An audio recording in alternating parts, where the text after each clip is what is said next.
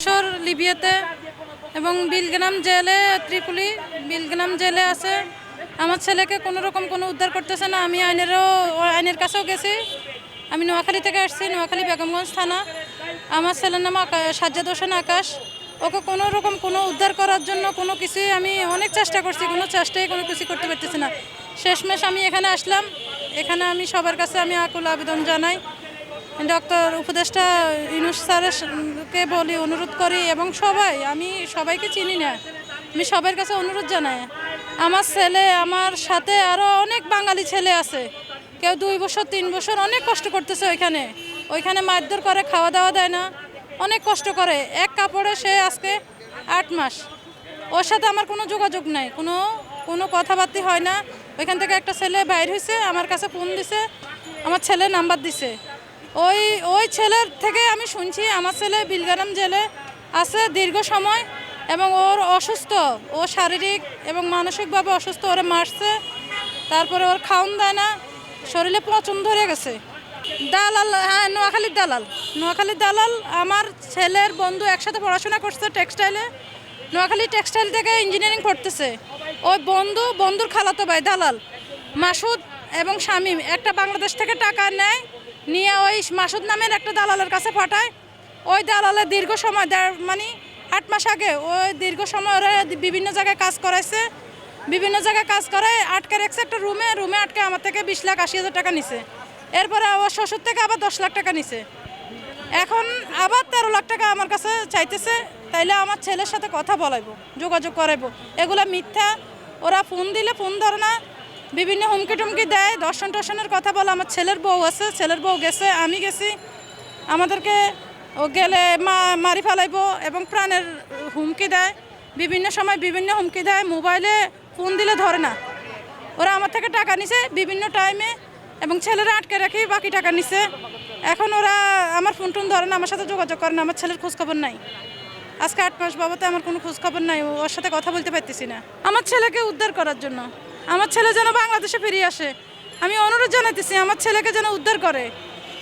Libya Bangladesh দূতাবাস, এখানে বাংলাদেশের দূতাবাস, ওনাদের দৃষ্টি আকর্ষণ করতেছি আমি, আমার ছেলে যেন উদ্ধার হয় এবং বিভিন্ন আমাদের বাঙালি ছেলেরা আছে ওদের সবাইকে যেন উদ্ধার করে। আমরা অনেক বেহালে আছি, আমরা টাকা পয়সা হারাই, ছেলে হারাই, আমরা পথের ভিখারি হিসাবে আছি, অনেক কষ্টে আছি। আমাদের আর কোনো পথ নাই। আমরা কোর্টে গেছি, তারপরে থানাতে গেছি, ডিবি অফিসে গেছি, সব জায়গায় গেছি এবং অনেক বিচার বসছে, অনেকজনের কাছে বিচার বসছে। সবাই ওরা টাকা পয়সা আলা, সবার থেকে টাকা নিয়ে প্রভাবশালী, ওদেরকে 2 লাখ 3 লাখ টাকা দিয়ে মুখ বন্ধ করে রাখে। আমাদের জন্য কেউ কাজ করে নাই। এখন আপনাদের কাছে আমরা অনুরোধ জানাইতেছি, আমাদের সন্তানদেরকে অতি জরুরি, ওদের চিকিৎসার দরকার, ওদেরকে বাংলাদেশে আনাই, চিকিৎসা করে দেব। ও মারা যাইব, খাওন দানা মারা যাইব। ওর মাথায় বুকে আঘাত করছে, মারছে। ওরা নেশা করে, যারা আটকে রাখছে ওরা মাফিয়ার দল, ওরা আটকে রাখছে।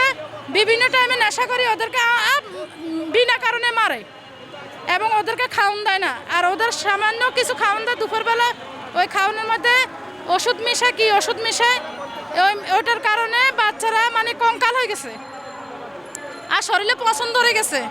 ওই ছেলের কাছে শুনছি যে আপনার ছেলেকে চিনবেন না, আপনার ছেলের ওজন 20 কেজিও হইব না। আমার ছেলে বিবাহিত, বিয়ে করছে যে আজকে 3 বছর।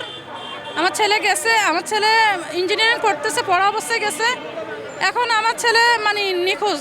আমি এখনো যোগাযোগ করতে পারি নাই, কি অবস্থা, কি আছে না আছে, কি করতেছে, খাইতেছে না খাইতেছে, আমি কিছুই জানি না। আমার বাবা কাজ থেকে ফিরতেছিল, তো কাজ থেকে ফেরার পথে তার নিয়ে যায়। তো আমরা প্রায় 6-7 মাস তার কোনো খোঁজ পাই নাই। পরবর্তীতে জানতে পারি যে বিলগ্রাম জেলে আছে।